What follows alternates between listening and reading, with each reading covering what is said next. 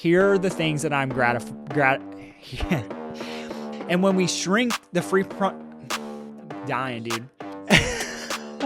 What you have to understand is that most entrepreneurs treat gratitude like this nice to have, something that I only really do when things are going great. By the end of this episode, what you'll see is that gratitude is something that God designed us with because he understood that there is a very specific neurobiological mechanism that will change the hormonal drive within your body to allow you to experience blessings and the fullness of blessings that are available for you inside of your life. Let's jump in. First thing, the real enemy is stress. If you are a high performer, an entrepreneur, a driven parent, a high-level executive, or someone just looking to perform at the top of your game, you got to understand this one thing is that stress wrecks your frontal cortex. When we have a stress, it does not matter where it comes from. Our body releases cortisol, adrenaline, norepinephrine, and those stress hormones decrease our ability to make good decisions, to have grit, to have willpower, and most importantly, express gratitude, excitement, and hope for the things that are in our future. I can remember when I was early on in business, one of the things that I struggled immensely with was the fear and the worry that there wasn't going to be enough to provide for my family or provide for my wife or live in the place that I wanted to live or have the things that I wanted to have. But the reality is this, is that all of that stress and all of that worry and all of that fear was actually creating a physiological environment within my body that wasn't allowing me to express gratitude and enjoy and stop and smell the roses and actually look around me in the world that I was living in and realize that I already had more than I could have ever dreamed of in my entire life. So simply what stress does to your brain is when your body releases cortisol, adrenaline, norepinephrine, it weakens the prefrontal cortex. And you got to remember something powerful about the prefrontal cortex, and that is this, is that is the part of your brain that is responsible for your hope, for your faith, for your optimism, for your grit, for your willpower, for your determination, for your ability to set a goal and then stick with the short-term things you need to do to be able to hit the long-term goal in the first place. It's responsible for our memory. It's responsible for our cognition, our ability to think critically.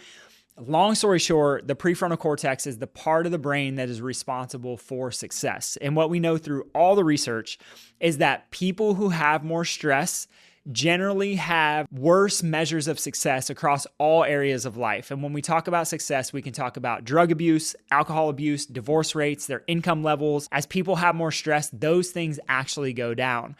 And so stress is important to address and to understand, because when you understand physiologically what happens with a stress response, you can then start to make decisions, one of them being expressing gratitude, that can immediately pull you out of that stress response so that you can continue to perform at the highest level possible. Number 2, the neuroscience of gratitude.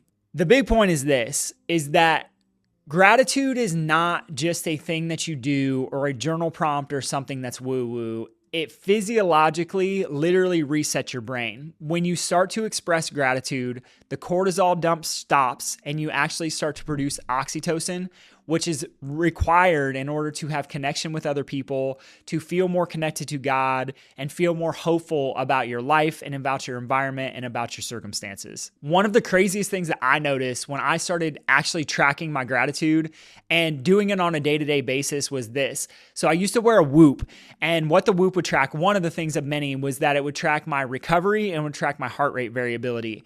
And consistently what I saw week over week over week over week is that when I expressed gratitude daily, whether it was in the morning or whether it was night before I went to bed, is my heart rate variability number was insanely higher. And what this led me to realize is that when you take the concerted effort and you take the discipline of practicing gratitude on a day-to-day basis, it will literally physiologically change you. And I could track my own heart rate variability as one of the measures that would tell me that expressing gratitude actually changed what was happening physiologically and neurologically within my own body. And here's the craziest part. Like, I still had stressful days. I still had days where I felt like my whole business was going to fall apart. I would still wake up in the middle of the night and wonder if all my clients were going to cancel that day and I was going to have to go back to teaching.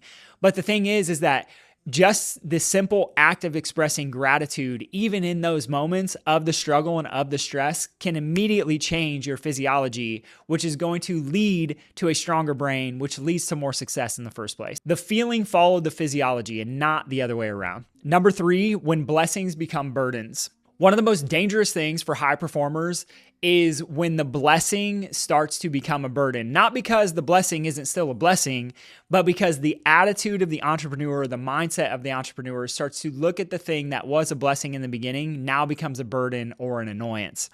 A simple example of what I mean by this is that when we moved into what would have been at the time our dream home with this beautiful ocean view, one of the things that I realized early on is that the backside of our house watches the sun go down. And the sun is so insanely bright some days here in Southern California that we literally complain that the sun is too bright and that the sunset is annoying, and we close our back blinds. So we no longer appreciate a beautiful sunset that most people would literally have to drive to the beach to come and see. Now, this is an exact example of what I'm talking about, is when the blessing becomes a burden. And what I've had to train my brain into reminding myself is that this view is something that most people would probably never get to experience in their lives. And then here I am complaining that the sun is too bright on this ocean view that some people have never seen in their entire lives. That's an example of the blessing becoming a burden. The only way to get yourself out of this cycle is to literally start to express gratitude and remind yourself that the thing that you're probably complaining about now is something that you were once praying for. I know this is a first world problem, but actually it's kind of the point. Like, if you woke up today and you're in the United States, the likelihood is you're probably in the top 10% in the entire world in terms of your financial status in the first place. Gratitude is the only thing that keeps the blessings as blessings, because if you don't remember to be grateful for the things that you have, then the things that you prayed for will continue to keep you hostage, and you will forever live a life that is unfulfilled and unhappy. You could wind up living in a mansion and hating it, driving supercars and hating them. Your bank account could be full, but your soul could still be empty. Number 4, reframing your past. Most high performers look at their past as something to be shameful about, something to even regret, or something to feel like they're behind in life because of some of the experiences that they've had. But here's what's crazy, is what looks like loss is often God's protection. What you probably don't know about me is that for most of my life, when I was younger, I struggled with addiction. And one of the things and the reasons that I struggle with addiction is because, 1, I wasn't grateful for my life, but 2, I felt empty inside because I didn't feel like I was worthy of having certain things. And for most of my life as an entrepreneur, when I've gotten myself sober, when I just generally have a better life, one of the things that I've often said to myself is that I wish I wouldn't have wasted those years. And I feel like sometimes even today that I'm behind. I had a friend one time tell me when I first started chiropractic school, is he was like, if you would have had a chiropractic practice when you were teaching, and he's like, you made the money that I know you're going to make, even though I wasn't making any money yet, I was still a student in chiropractic school. He said, these are his exact words. He said, you would become Dr. Oxy. And literally what he meant by that is he was basically telling me is like, dude, if you had the money that I know that you're going to make and the success that you're going to have as an entrepreneur in the chiropractic space, he's like, literally you would just be so addicted to drugs that you wouldn't be able to serve anybody or help anybody. And I think it's one of the most powerful things to realize is that even though I still want to tell myself sometimes that I'm behind and I wish I wouldn't have wasted those years, God literally protected me from completely ruining my life. So much so that most of the people that I was surrounded with at that time in my life are now dead. That's a real story. I remember my buddy Scotty being like, dude, he's like, you should be glad you're going to be Dr. Oxy. Gratitude doesn't just change your present, it also reframes your past. Some of the struggles that you had built the character that you needed so you could steward what you have today well.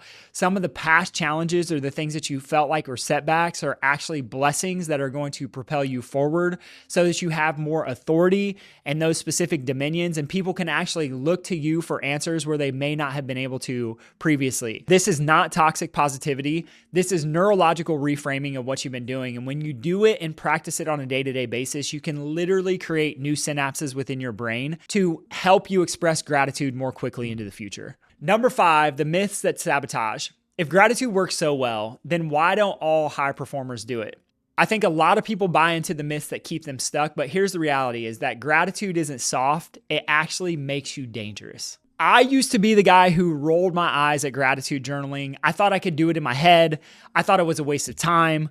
And then I started to meet business owner after business owner inside of my practice. Some people doing 8, 9, 10 figures in business, and realizing that they all had one thing in common, that they were insanely grateful for the things that they had. Even in interviewing people for the podcast, and you can go back and listen to other episodes, one of the things that comes through time and time again is that the people we interview and the people who we talk to are super successful. Gratitude became a part of what they do. So much so that they could even look at their past experiences and express gratitude for those because they realize that it got them to where they are now. Here are just a couple myths that keep people, including myself at one time in my life, from expressing gratitude. Myth number 1, gratitude is soft and woo-woo. The reality is that there is nothing woo-woo about cortisol and oxytocin in your bloodstream. It's simple physiology, and this is the coolest part of all of it. God made us to be able to express both. You get to choose through the thoughts that you think and the actions that you take, which one you're expressing, which one your body is releasing at any given time. Myth number 2, saying thank you is enough. I think in reality, if we just say thank you, it's probably not enough because you got to remember that a lot of the things that we could be expressing gratitude for, most people are probably praying for right now. And so saying thank you on a day-to-day basis for the things that you have probably isn't enough. It has to be much more intentional than that in order to get your body into a new physiological state. And the most important piece of it is creating new connections within your brain that will leave a lasting effect on what happens next in your life. Myth number 3, one of my favorites. I tried it and it didn't work. But the reality is you probably just tried it for 1 or 2 or 3 days and then you gave up on it and went back to your old routines and your old negative thinking. Here's the problem with this is that nobody went to the gym one time and got a 6-pack. Nobody went to the gym 3 days out of the week and got a 6-pack. It takes commitment. And we know through all of the neuroscience that it actually takes 30 to 42 days to create a new pattern within the brain. And that's really just to break an old pattern and start to create a new pattern. The trick is that when we compound that 30 days into 90 days and then into a year and then to multiple years, do we start to actually myelinate new pathways within the nervous system so that those pathways can't be broken and it just becomes a natural piece of who you are. That is 30 days to get to the starting line. Myth number 4, gratitude makes me weak. So here's the reality is that when you express gratitude, as we talked about previously, it strengthens the prefrontal cortex. So in reality, gratitude is actually making you stronger. Remember that your prefrontal cortex is responsible for grit, for willpower, for determination, for curiosity. So if you want more grit, if you want more willpower, if you want more stick-with-itness, guess what? Expressing gratitude is one of the things that's going to get you there, and it's a literal cheat code to do it. Number 6, the practical protocol. So we've talked a lot about it, but here's actually how to do it. All right, so here's the protocol. Number 1, expressing gratitude in the morning. So one of the things I do every single morning is I literally write down 3 things specifically that I'm grateful for. So if I write down my wife, I want to say more specifically what I'm grateful for about her. So maybe it's the fact that she had been working for the last 2 days to make sourdough cinnamon rolls for our Thanksgiving morning. That could be one of those things that we would express gratitude for, but it needs to be specific because here's the reality is that the more specific you get, the better your outcomes will be and the better it will train your brain to look for small things that are actually blessings inside of your life. Number 2, and arguably the hardest piece of the puzzle is to spend a few minutes at the end of your day looking at what went well.